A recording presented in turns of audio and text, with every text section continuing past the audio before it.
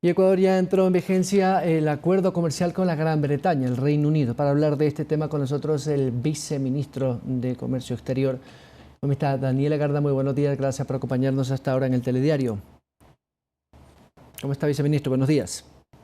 Byron, muy buenos días. Muchas gracias por la invitación. Un cordial para toda la audiencia. Un feliz año 2021. Gracias, viceministro. Bueno, ya entramos de lleno con la Gran Bretaña, el Reino Unido en general. ¿Cuántos productos de esta canasta comercial están ya partiendo para este lado del mundo?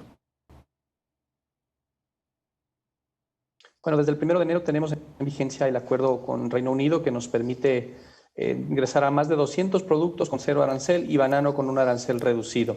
Estos son alrededor de 200 millones de dólares en exportaciones anuales que se ven beneficiadas manteniendo las preferencias arancelarias al nivel que ya teníamos con la Unión Europea. Lo que hemos hecho con el acuerdo con Reino Unido es lograr que permanezcan las preferencias arancelarias, que permanezca nuestro nivel de acceso y nuestro nivel de preferencias, de manera que no sufra una obstrucción el comercio que ya tenemos bilateral, no solo nuestras exportaciones, sino también las importaciones. Ecuador ha sido uno de los primeros países, la CAN, Colombia y Perú, que ha logrado que no se vea afectado el comercio luego de del famoso Brexit que se ha dado, ¿no? Así es que desde el 1 de enero para nosotros las condiciones se mantienen, no hay ningún problema en eso, y más bien abre la página para un nuevo capítulo en las relaciones comerciales, diría yo, y de inversión con Reino Unido, que, valga decir, es uno de los principales socios comerciales del país, ya medido por sí mismo por fuera de la Unión Europea, está entre el sexto y séptimo mayor destino de las exportaciones no petroleras, así es que es un destino sin duda importante y también un origen muy relevante de empresas que pueden ser potenciales inversionistas en el Ecuador.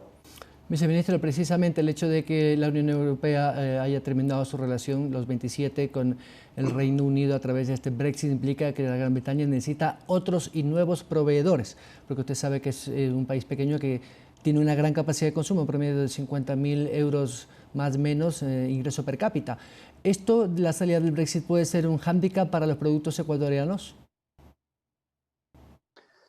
Vamos a ver cómo se desarrolla el Brexit. Ha habido un acuerdo ya entre el Reino Unido y la Unión Europea para que exista libre comercio con algunas condiciones y también ciertas cosas específicas en la frontera con Irlanda del Norte.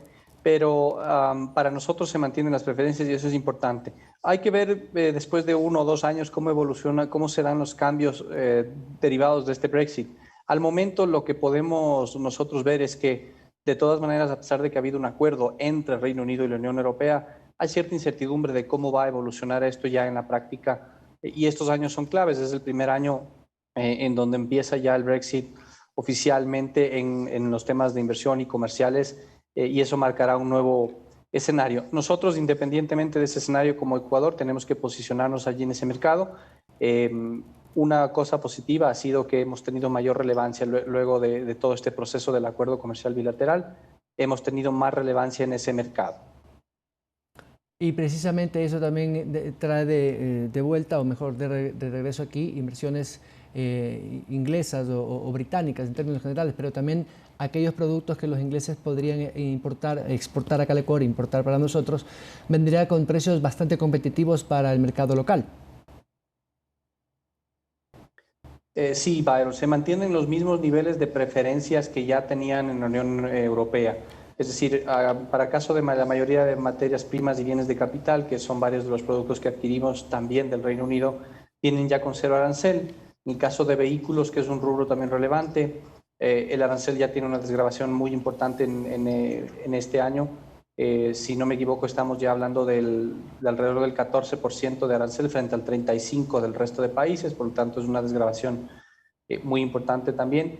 Y otros productos que tienen un arancel ya relativamente bajo, ¿no? Creo que lo más importante de todo esto, Byron, es que todo el proceso que hemos visto de apertura comercial, de la agenda comercial avanzando de forma importante en el país, el acuerdo con Reino Unido, el acuerdo con EFTA, el acuerdo de primera fase con Estados Unidos, la negociación con Alianza del Pacífico, con México, y lo que viene, lo que tenemos en agenda más adelante, que el país debe continuarlo independientemente del cambio de gobierno, genera confianza, genera una perspectiva positiva para hacer negocios. Es el ejemplo del reportaje que vimos con la visita que realizamos ayer a una empresa logística en el país, en donde ya vemos que se lanzan nuevos servicios, se lanzan nuevos productos, que al final del día en lo que redundan es en sostener empleos, primero en esta crisis, pero segundo en abrir opciones de negocios para nuevos productores, para pequeños negocios, para que puedan colocar sus productos con mejores opciones.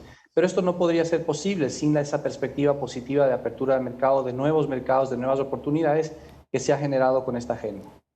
Precisamente eso es lo que se busca, incrementar nuestra producción para mercados internacionales. Pero yo no sé si esta situación que todavía es muy incierta de la vacuna y sobre todo de la normalización del consumo en el mundo. Usted está viendo las reacciones de confinamiento extremo que están sobre todo en Europa. ¿Esto puede hacer más lenta la recuperación y sobre todo el tráfico de mercancías de comercio exterior? Bueno, a pesar de que hay todavía gran incertidumbre y el COVID inició con una incertidumbre enorme porque es una enfermedad desconocida o lo era bastante desconocida hace un poco menos de un año, en marzo de 2020, nuestras exportaciones del año anterior, el 2020, las no petroleras, cierran con un crecimiento de un poco más del 8%, entre 8 y 9%. Esto es un valor sumamente importante aún en pandemia, resaltarlo en pandemia. Acá lo que se ha visto es la fuerza que tiene el país, los productores del país, los sectores exportadores y por supuesto el trabajo público-privado para lograr colocar nuestra producción en los mercados que lo demandan. Ha habido productos que han incrementado su demanda, como por ejemplo en alimentos frescos y procesados. El mundo debe seguir comiendo y Ecuador produce alimentos de calidad, tanto frescos como procesados, que está en capacidad de colocarlos en cualquier lugar del mundo o en la mayoría de lugares del mundo en buenas condiciones. Ha habido otros productos que han bajado también, lógicamente, como son, por ejemplo, el caso de flores, tenemos ahí el caso de atún, el caso de productos de la construcción, textiles, son exportaciones que han bajado porque el consumo también ha cambiado en este periodo de pandemia. El primer trimestre sigue lleno de esa incertidumbre, pero poco a poco, mientras ya se difunde la vacuna en los diferentes países, esperamos que eso tienda a normalizarse y que tengamos una segunda mitad de 2021 mucho más normal, ya tendiente a la recuperación. De todas maneras, acá hay dos velocidades de consumo, que son los países desarrollados y los países en desarrollo.